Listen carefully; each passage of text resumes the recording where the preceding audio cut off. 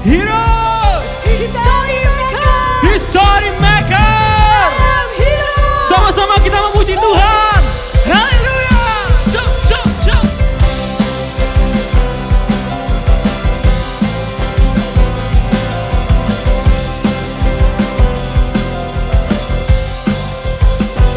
Katakan, ku naikkan syukur buat segala perbuatanmu, kasih-Mu di dalam hidupku.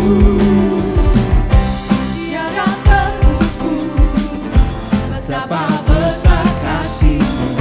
Sungguh kan ku makan Engkau, Yesus, Kaulah segalanya, melebihi semua yang ada padaku.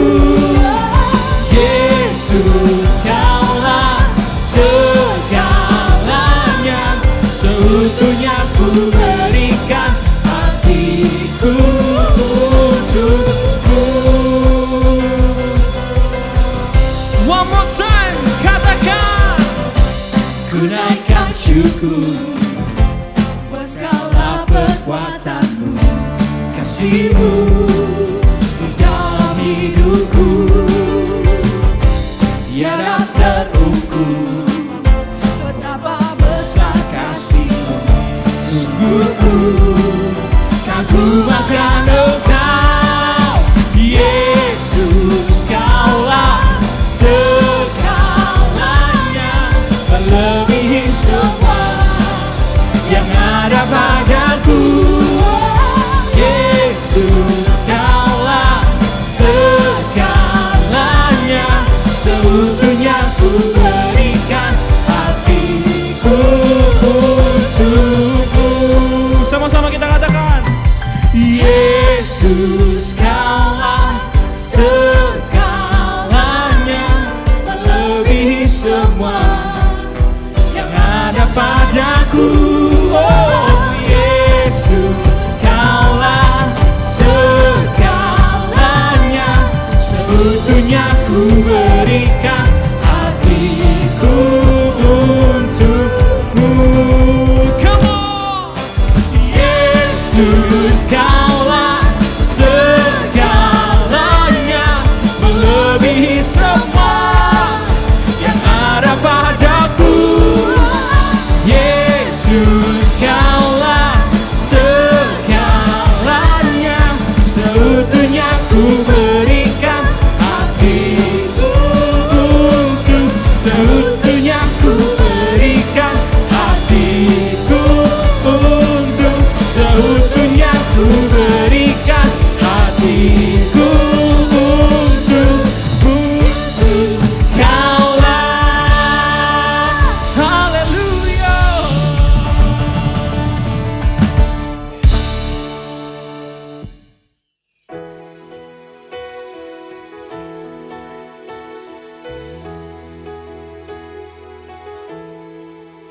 Who is God sets free?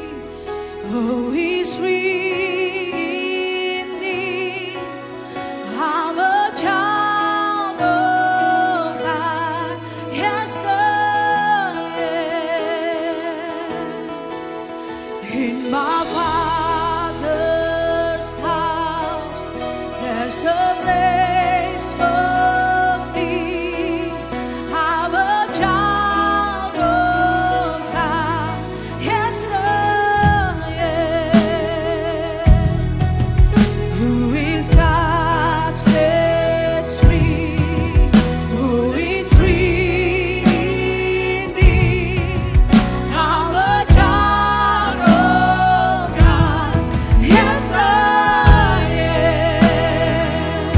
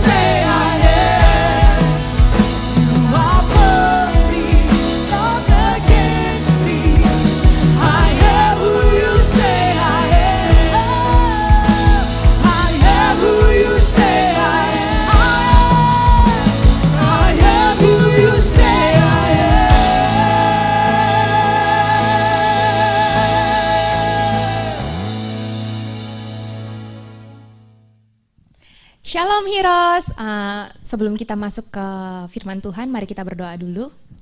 Terima kasih Bapa yang baik atas kesempatan yang masih Engkau berikan Tuhan. Kalau hari ini kami masih berkumpul bersama secara online ya Bapa, biarlah Engkau sendiri yang melayakkan hamba-Mu Tuhan untuk menyampaikan firman Tuhan ya Bapa, dan Engkau sendiri yang mengurapi lidah dan telinga yang akan mendengar, lidah yang akan menyampaikan firman-Mu ya Bapa. Biarlah Tuhan firman yang kusampaikan ini tidak kembali dengan sia-sia. Di dalam nama Tuhan Yesus kami telah berdoa dan mengucap syukur. Amin. Tema Heroes hari ini adalah rebuild. Apa sih rebuild? Rebuild itu kita membangun sesuatu yang udah hancur, tapi kita bangun kembali. Yang gak gampang sih emang kalau mau dibilang sesuatu yang udah hancur, misalnya dia pot atau vas udah hancur terus mau kita bangun kembali, itu akan sangat susah ya.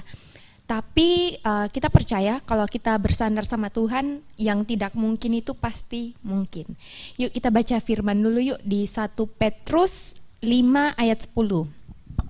Bunyinya seperti ini. Dan Elohim sumber segala anugerah yang telah memanggil kita ke dalam kemuliaan-Nya yang kekal di dalam Kristus Yesus, kiranya memulihkan, meneguhkan, menguatkan, mengukuhkan kamu setelah sesaat kamu menderita. Kalau versi Inggrisnya, English versionnya kayak gini bunyinya. And the God of all grace, who call you to His eternal glory in Christ, after you have suffered a little while, will Himself restore you and make you strong, firm, and steadfast. Ini kalau menurut C. Yerika sendiri sih ini sangat sangat membangun dan menguatkan orang-orang yang sedang hancur gitu loh. Karena pada saat C. Yerika menulis firman ini, bahan khotbah hari ini, C. Yerika sendiri dalam sebuah pergumulan yang besar gitu ya. Nah, terus kalau ditanya kenapa sih anak Tuhan harus mengalami desert, lembah kelam atau kehancuran dengan bahasa lainnya. Nah, kalau misalnya nih kita masih anak duniawi, kita nggak percaya sama Tuhan, kita pasti akan menyalahkan Tuhan. Kita pasti akan lebih kayak, Tuhan emang jahat sih, kenapa sih gue udah ikut Tuhan tapi hidup gue gini-gini amat. Tapi kalau misalnya kita memakai kacamata wisdom yang dari Tuhan, Tuhan itu sebenarnya nggak pernah salah. Kenapa C. Yerika bilang Tuhan itu nggak pernah salah? Karena Tuhan itu nggak pernah merancangkan sesuatu yang nggak baik terjadi di kehidupan kita. Tetapi ketika Tuhan mengizinkan sesuatu terjadi di kehidupan kita, oh ya by the way, membiarkan sesuatu terjadi sama merancangkan sesuatu itu dua hal yang berbeda ya. Kalau merancangkan berarti Tuhan itu yang create masalah buat kita. Tapi kalau kayak mengizinkan lebih kayak gimana ya, emang masalah itu ada tapi begitu dia datang menghampiri kita, Tuhan mengizinkan itu terjadi sama hidup kita gitu. Nah, kenapa sih Tuhan itu mengizinkan sesuatu terjadi di kehidupan kita padahal itu sesuatu yang menurut kita secara manusia nggak oke, nggak bagus gitu. Nah, karena menurut C. Yerika sendiri setelah mengalami banyak cobaan, ketika kita diizinkan menghadapi sesuatu, mengalami sesuatu, mengalami kehancuran, itu Tuhan sebenarnya punya purpose. Tuhan itu punya tujuan. Kenapa kita harus mengalami itu? Nah, kalau kita mau lihat tujuannya ya, apa-apa saja tujuan yang C. Yerika pelajari selama ini itu ada 4 poin. Nah, yang pertama, kita dihancurkan itu supaya kita bertobat. Repent ya, buat kita repent. Nah, tidak jarang hal-hal kayak gini nih terjadi ketika kita menghadapi masalah kecil nih. Kita benarnya udah dapat teguran sebenarnya dari Tuhan, tapi karena kita emang dasar manusia rata-rata bebal kan. Sama C. Yerika juga kayak gitu kan. C. Yerika tipe orang yang sangat keras wataknya. Tapi ketika masa-masa mudanya C. Yerika, papa mama tuh selalu bilang kayak gini, kamu tuh terlalu keras, diomongin nggak bisa dengar gitu kan, pasti mantul gitu, pasti ada aja pembelaan dirinya. Nah mungkin nanti suatu saat nggak tau lah Tuhan ngirim siapa gitu buat ubahkan kamu, ngomong gitu. Aku tuh sampai yang kayak, masa sih Tuhan aku gini-gini amat gitu kan. Ya udah deh kalau emang aku kayak gini-gini amat, ya tolonglah ubahkan aku dengan apapun caranya. Itu dulu pas muda C. Yerika doa kayak gitu. Nah sekarang C. Yerika diperhadapkan sama orang yang wataknya jauh lebih keras dari C. Yerika, dan dia itu orang tua. Jadi kalau misalnya C. Yerika mau melawan dia itu kan susah. Ntar kita jadi anak durhaka kalau kita yang lawan dia kan. Nggak akan ada kebaikan ketika kita menjadi anak yang durhaka cuma untuk mengikuti ego kita gitu loh. Nah, kenapa kita dihancurkan supaya kita bertobat? Karena gini loh, kan kalau dibilang di firman Tuhan itu kita ini anak-anak umat-umat pilihan Tuhan. Jadi nggak semua orang itu mendapat cobaan yang kita hadapi. Ada orang tuh, kalau Ceyerika sangat bersyukur harus mengalami lembah kelam, harus mengalami kehancuran di usia Ceyerika yang lebih muda. Kenapa?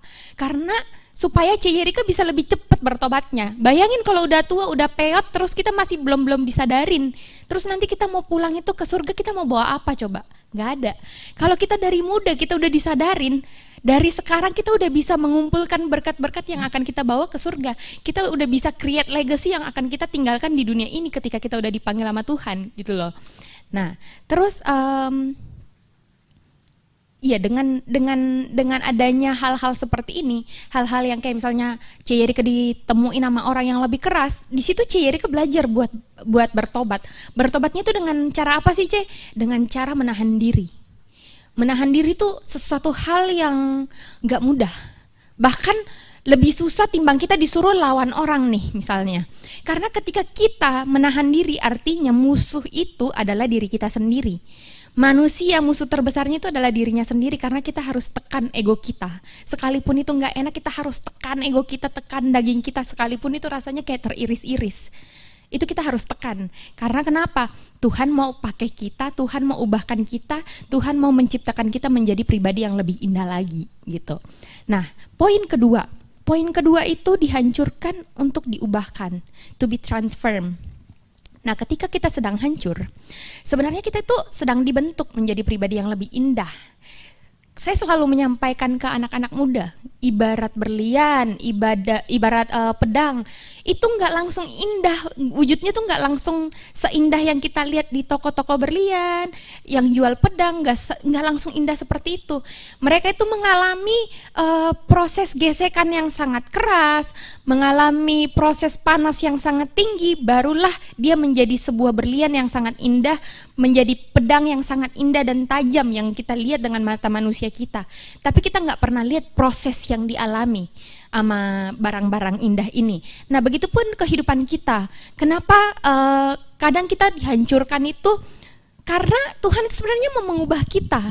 Misalnya sekarang ini Ceyerika ini masih satu pribadi yang wah gila keras banget, yang kayak selfish kayak gitu kan. Tuhan itu sebenarnya mau pakai kita, makanya kita dihancurin dulu. Nih egonya diinjak dulu, nih kepala batunya diinjak dulu, dihancurin dulu, semuanya dihancurin dulu, semua yang jelek-jelek yang tidak berkenan di mata Tuhan kita dihancurkan dulu. Makanya kenapa kita harus mengalami penghancuran dulu, kenapa kita harus mengalami kesakitan dulu, karena Tuhan mau pakai kita. Tapi ini kalau kita menggunakan kacamata wisdom ya, berbeda kalau misalnya dengan kita menggunakan kacamata manusiawinya kita. Karena kalau kita menggunakan kacamata manusiawi, kita dihancurkan, kita pasti akan lari dari Tuhan. Tapi ketika kita menggunakan kacamata wisdom dari Tuhan, ketika kita dihancurkan, kita akan malah makin melekat sama Dia dan makin berserah sama Tuhan gitu loh. Nah, poin ketiga, dihancurkan untuk dipulihkan, to be restored. Nah, melalui proses kita dihancurkan tadi, ini malah banyak membawa orang itu lebih dekat sama Tuhan. Kenapa? Karena misalnya begini, kita ini udah buntu nih, kita lagi menghadapi banyak berbagai macam masalah, kita udah mentok, kita cerita ke teman baik kita cerita ke orang tua kita, tapi yang mereka itu orang yang paling dekat sama kita, mereka nggak bisa melakukan banyak. Karena sebenarnya yang mengalami pergumulan itu, mengalami masalah itu kita sendiri. Orang itu bisa kayak menggunakan kacamata batinnya mereka dengan hatinya mereka, oh iya pasti sakit ya, oh iya pasti nggak enak ya. Tapi to be precise yang kayak merasakan langsung itu hanya kita sendiri yang rasakan. Mereka kan nggak akan mungkin bisa merasakan rasa sakit yang kita rasakan. Yang rasa sakit itu kita, bukan mereka. Nah, kenapa pada saat seperti itu kita ke orang-orang terdekat kita pun mereka nggak bisa bantu banyak, paling cuma dinasehatin segala macam. Tapi ketika kita hancur, banyak malah yang cari Tuhan, termasuk C. Yerika ya. Ketika C. Yerika lagi hancur, lagi dikecewakan, lagi mengalami keadaan yang menurut C. Yerika itu nggak adil, C. Yerika sih pribadi jarang ngomong ke orang, lebih enak ngomong ke Tuhan langsung. Karena kenapa? Karena C. Yerika merasa ketika saya menghadapi sesuatu, saya lapornya ke Tuhan, nanti Tuhan yang bela. Sesuatu yang tidak bisa dilakukan oleh manusia itu yang bisa dilakukan sama Tuhan. Dan Tuhan kita itu nggak tidur. Kalau orang Jawa bilang Gusti ora sari. Nah itu Tuhan tidak tidur. Nah saya percaya sekali Tuhan itu nggak tidur. Tuhan akan melakukan pembelaannya. Mungkin nggak sekarang, tapi pada waktunya Tuhan rasa ini udah waktu kamu menuai apa yang kamu tabur dalam sekejap. Malah melebihi, misalnya nih tadinya kita udah merancangkan hal-hal yang enggak, gila gue nggak terima, gue diginiin, gue harus bales gitu kan. Balesnya kita misalnya cuma seupil doang yang kita rancangkan buat orang lain. Tapi ketika kita menyerahkan ke Tuhan, malah yang dia dapetin itu hasil tuaiannya lebih daripada apa yang kita pikirin gitu loh. Nah, sebelum kita lanjut masuk lebih dalam, kita buka firman Tuhan dulu di Matius 6 ayat 14. Bunyinya seperti ini. Sebab jika kamu mengampuni kesalahan orang, Bapamu yang di surga juga mengampunimu.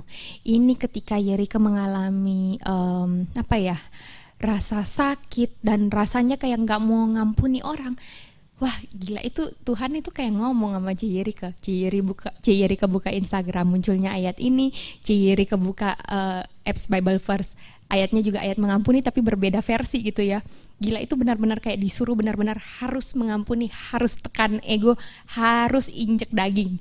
Nggak ada neka-neko, nggak bisa ditawar-tawar. Nah next, Kolose 3 ayat 14. Nah, dan di atas semuanya itu kenakanlah kasih sebagai pengikat kesatuan yang sempurna. Jadi bukan hanya kita harus mengampuni, tapi kita harus mengasihi. Oke, next, di Efesus 4:32. Hendaklah kamu ramah seorang terhadap yang lain, lembut hati dan saling mengampuni, sebagaimana Elohim dalam Kristus juga telah mengampuni kamu. Kita ini sudah diampuni loh. Kita siapa untuk gak mengampuni orang lain? Kita nggak ada apa-apanya dibanding yang di atas yang udah mengampuni kita dan mengambil kita apa adanya kita gitu. Dengan bobrok-bobroknya kita, dia juga terima gitu ya. Oke, next di Matius 18 ayat 21 sampai 22 ya. Bunyinya seperti ini. Kemudian Petrus datang kepadanya dan berkata, "Ya Tuhan, sampai berapa kalikah aku harus mengampuni saudaraku yang berdosa terhadap aku? Sampai 7 kali?" Yesus berkata kepadanya, "Aku berkata kepadamu, bukan sampai 7 kali, melainkan sampai 70 kali 7 kali. Itu artinya di situ nggak terbatas. Kita harus mengampuni dan mengampuni. Even di titik yang kita rasa kita udah nggak bisa mengampuni ya. Emang kalau orang nanya nih, emang segampang itu mengampuni? Oh tidak, Ferguson. Mengampuni itu hal yang paling susah dan paling gak enakin kalau menurut C. Yerika ya yang mengalami. Karena kenapa? C. Yerika pernah ada di titik dikecewain, difitnah. Terus pokoknya udah kayak semuanya tuh yang C. Yerika terima itu udah gak ada enak-enaknya. Tapi C. Yerika ingat pesan Tuhan, C. Yerika harus mengampuni. Di situ C. Yerika sendiri langsung konsul sama Pastor Yusak. C. Yerika sendiri langsung ngaku, ini gimana, aku udah gak bisa ngampuni lagi. Aku benar-benar udah mentok, udah gak bisa. Batas kemanusiaanku udah habis, udah gak bisa mengampuni. Pokoknya hatiku ini udah benar-benar, aduh gak bisa, mentok, gak bisa. Terus Pastor Yusak share link kan di WhatsAppnya C. Yerika. Coba dengerin itu. Nah di link ini yang C. Yerika dengerin videonya, intinya kita itu kalau mengampuni orang gak berarti kita harus mempercayai orang tersebut lagi. Mengampuni kita gak berarti kita harus mengulang kebodohan kita. Nah, mengampuni itu ibarat kayak gini loh. Kalau kita nggak mengampuni itu ibarat kayak gini. Kita kasih orang racun tapi kita kasih orang racun tapi berharap orang itu mati, tapi sebenarnya itu kita yang mati karena kita yang gak mengampuni semua beban, semua yang jelek-jelek ada di dalam hati kita.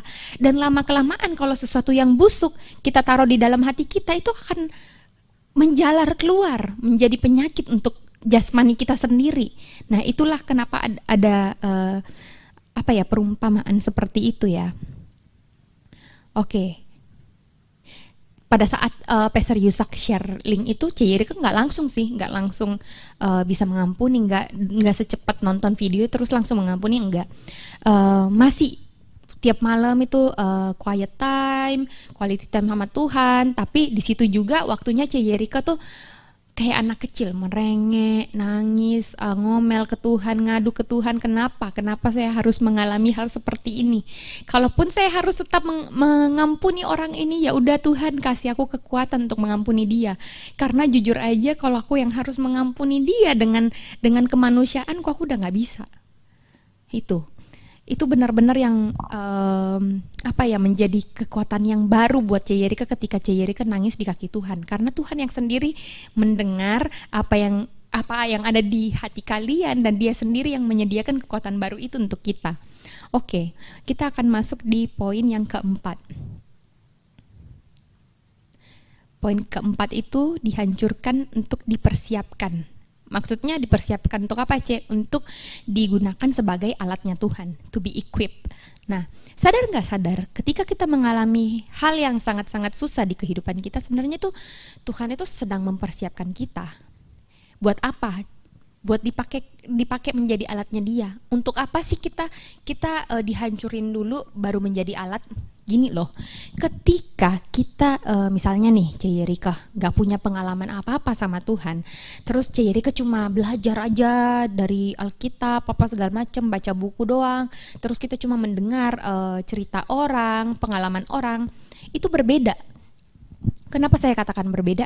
Ketika kita sendiri yang udah dihancurin dan kita menjadi saksi untuk Tuhan dan kita share ke orang lain, itu ada powernya di sana. Berbeda dengan misalnya saya cuma membaca, terus saya sharingkan ke kalian, itu akan berbeda, vibes-nya pun berbeda. Karena ketika kita sudah alami, kita ceritakan ke orang lain, dia bisa ngerasain, oh iya ini orang udah ngalamin, makanya dia bisa ngomong kayak gini. Sedangkan kalau kadang kita mendengar orang bicara, cuma baca-baca doang, gila, lu sih gampang ngomong kayak gitu cuy.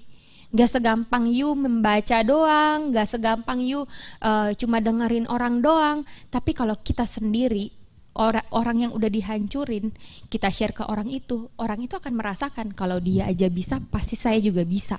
Saya juga bisa pasti dipakai Tuhan sama seperti dia. Saya juga pasti bisa ditolong Tuhan sama seperti dia. Sekalipun ending-endingnya belum tentu selalu sesuai dengan ekspektasi kita. Karena maunya Tuhan sama maunya kita berbeda. Tetapi kalau kita ikut maunya Tuhan, gak ada yang jelek dan gak ada yang gak indah. Pasti selalu indah. Makanya kenapa saya bilang kalau kita mengalami kehancuran, itu di situ ada purpose Tuhan, ada maksud Tuhan dan ada tujuan Tuhan. Seperti itu. Nah, kita mau buka firman Tuhan lagi di Yeremia 29:11 sampai 14. Nah, bunyinya seperti ini. Sebab aku mengetahui rancangan-rancangan yang aku rancangkan atasmu, firman Yahweh, rancangan damai sejahtera dan bukan rancangan kecelakaan, untuk memberikan kepadamu masa depan dan pengharapan. Lalu engkau akan memanggilku, engkau akan datang dan berdoa kepadaku, dan aku akan mendengarkan engkau. Engkau akan mencari dan menemukan aku ketika engkau mencari aku dengan segenap hatimu. Dan aku akan ditemukan olehmu, firman Yahweh. Dan aku akan membawamu kembali dari pembuangan. Aku akan mengumpulkan kamu dari segala bangsa, dari semua tempat di mana aku telah menghalau engkau ke sana, firman Yahweh. Dan aku akan membawa engkau kembali dari sana ke tempat dari mana engkau telah kubawa ke pembuangan. Jadi sama, kayak misalnya kita lagi dihancurkan nih, kita sebenarnya lagi ada di pembuangan, tapi kita kembali lagi ke janji Tuhan. Rancangan Dia itu bukan rancangan kecelakaan, tapi rancangan yang penuh pengharapan di masa depannya kita. Jadi jangan takut teman-teman kalau misalnya kalian saat ini merasa gue gak layak Tuhan, gue lagi hancur-hancurnya, gue ini ada di pembuangan, gak ada lagi orang manusia satupun yang mau lihat kita. Tuhan masih mau lihat kita. Ketika nggak ada satu manusia pun yang melihat kita, Tuhan yang lihat kita. Karena Tuhan itu melihat hati. Bukan dia melihat apa yang kita tampilin di luar. Tuhan yang paling tahu isi hatinya kita. Jadi jangan takut kalau misalnya kalian sekarang ini sedang mengalami masalah yang sangat berat, kalian ada di keluarga yang hancur, kalian lagi kehilangan orang yang kalian kasihi sekali, misalnya kalian lagi ada masalah di dalam keluarga kalian. Ingat satu, Tuhan nggak tidur. Tuhan itu benar-benar nggak tidur. Tuhan itu lihat hati kita. Di mana kita menaruh hati kita sama Tuhan, kita menaruh pengharapan kita sama Tuhan, Tuhan yang akan bela kita dengan cara yang tidak kita kira dan kita nggak pernah nyangka. Apa yang nggak pernah kita lihat, apa yang nggak pernah kita dengar, itu yang Tuhan sediakan untuk kita. Dan itu yang menjadi kekuatan dan menjadi kayak faith-nya Ceyerika gitu loh. Apapun yang ada di kehidupanku, musim apapun, mau itu ombak kecil, ombak besar, mau itu angin puting beliung, angin puyuh, tsunami, itu yang Ceyerika pegang. Makanya kenapa sampai hari ini Ceyerika itu bisa setia benar-benar melayani Tuhan pakai hati, karena Ceyerika sendiri sudah merasakan pertolongan Tuhan di hidupnya Ceyerika di semua musim ini. Bukan hanya ombak kecil, ombak besar, bahkan tsunami pun Tuhan ada untuk Ceyerika. Makanya kenapa saya bisa sangat-sangat percaya sama Tuhan dan setia, karena janji Tuhan itu ya dan amin. Yes? Oke, kita akan masuk ke conclusion. Nah, conclusionnya, kita itu hancur itu boleh. Anak-anak Tuhan itu pada saat lagi down itu boleh nggak sih? Boleh banget. Lagi hancur itu boleh nggak sih? Boleh banget. Karena kita masih manusia, masih daging ya. Boleh banget. Yang nggak boleh ketika anak Tuhan, perbedaannya ya, anak Tuhan sama anak duniawi. Ketika anak duniawi mengalami masalah, mengalami pergumulan yang benar-benar udah melewati dari batasnya mereka akan lari ke hal-hal yang enggak, clubbing lah, minum lah, ngerokok lah, dan lain sebagainya. Even mungkin itu drugs, mereka akan lari ke sana. Tapi perbedaannya kalau anak Tuhan ketika sedang hancur-hancurnya, kita menangis dan teriak di kaki Tuhan untuk mencari pembelaan. Kita nggak butuh. Anak dunia mungkin dia membutuhkan pembelaan dunia, tapi kita nggak butuh pembelaan dunia. Kita butuhnya itu pembelaan langsung dari Tuhan. Karena kenapa? Even 1000 orang di dunia yang membela kita itu nggak ada bandingannya dengan Tuhan yang langsung bela kita, gitu ya. Oke, kita buka ayat yang terakhir. Yesaya, dua terakhir. Yesaya 43, 1-5, bunyinya seperti ini. Namun sekarang, beginilah Yahweh berfirman, yang telah membentukmu, hai Yakub, dan yang telah membuatmu, hai Israel. Janganlah takut, karena aku telah menebusmu, aku telah memanggil engkau dengan namamu, engkau adalah milikku. Ketika engkau melewati air, aku ada bersamamu, dan melalui sungai, sungai itu tidak akan menenggelamkan engkau. Ketika engkau berjalan di dalam api, engkau tidak akan terbakar, dan nyala api tidak akan menyambarmu. Sebab akulah Yahweh Elohimmu, yang maha kudus Israel juru selamatmu. Aku telah memberikan Mesir sebagai penebusanmu, Ethiopia dan Sheba sebagai gantimu. Sebab engkau berharga di mataku, engkau dihormati, dan aku mengasihi engkau. Dan aku memberikan orang-orang sebagai gantimu, dan bangsa-bangsa sebagai ganti jiwamu. Janganlah takut, karena aku beserta engkau. Aku akan membawa keturunanmu dari timur, dan aku akan mengumpulkanmu dari barat. Terus yang terakhir, Mazmur 126 ayat 5. Siapa yang menabur dengan air mata akan menuai dengan sorak-sorai. Amin. Jadi saya percaya sekali ketika kita berjalan bersama dengan Tuhan, memang hidup kita nggak akan happy-happy aja, bahagia-bahagia aja. Tapi memang penuh dengan air mata juga. Tapi ketika kita berjalan sama Tuhan, Tuhan yang membela kita, Tuhan yang menuntun kita, kita pasti akan sampai di tempat tujuannya di mana Tuhan kehendaki kita, dan kita nggak akan menangis lagi, tapi kita akan keluar dengan sorak-sorai. Yes. Yuk, sebelum kita tutup dalam doa dulu ya. Ya Bapa yang baik, terima kasih Bapa atas firman-Mu untuk hari ini Tuhan. Kami percaya Tuhan firman-Mu ini nggak akan keluar dengan sia-sia, tapi akan tertanam di setiap hati kami yang mendengar Tuhan. Dan kami percaya ya Bapa, ketika Engkau sendiri yang membela kami Tuhan. Ketika kami menaruh 100% hati kami kepadamu Tuhan, Engkau nggak pernah mengecewakan kami ya Bapa. Ketika kami berserah kepadamu Tuhan, hidup kami milikmu Tuhan, Engkau yang pegang masa depan kami Tuhan. Dan kami percaya Tuhan, apa yang Engkau sediakan di masa depan kami itu adalah indah ya Bapa dan penuh harapan. Terima kasih Tuhan Yesus, di dalam namamu Tuhan kami berdoa dan mengucap syukur. Amin.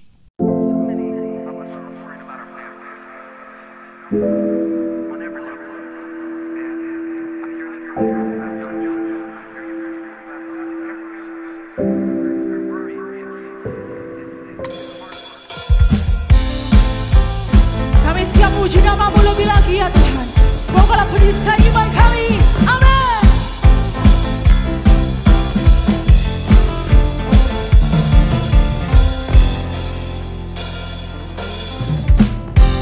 Tinggalkan buku aman, hidup dalam buku menang. Kau yang memegang hidupku di tanganmu. Kau meneguhkan langkahku. Ku berjalan di dalam kekuatanmu. Tuhan kau perisaiku. Lewati badai tak akan ku goyah. Imanku tetap teguh. Takkan ku ragu mengikutimu. Serahkan haleluya.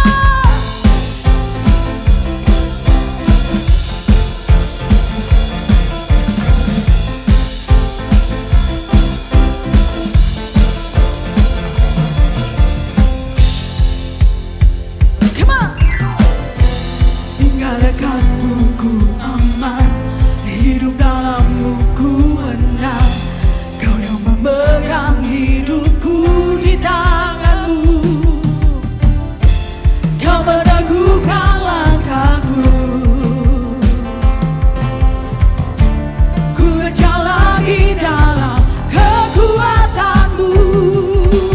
Tuhan kau perisaiku. Lewati badai tak akan ku goyah. Imanku tetap teguh.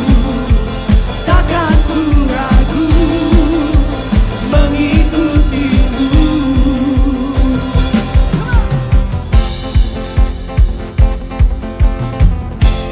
Kau meneguhkan langkahku. Ku berjalan di dalam kekuatanmu. Kekuatanmu. Tuhan kau perisaiku. Lewati badai tak akan ku goyah. Imanku tetap teguh. Takkan ku ragu. Takkan ku ragu. Takkan ku ragu mengikutimu. Haleluya.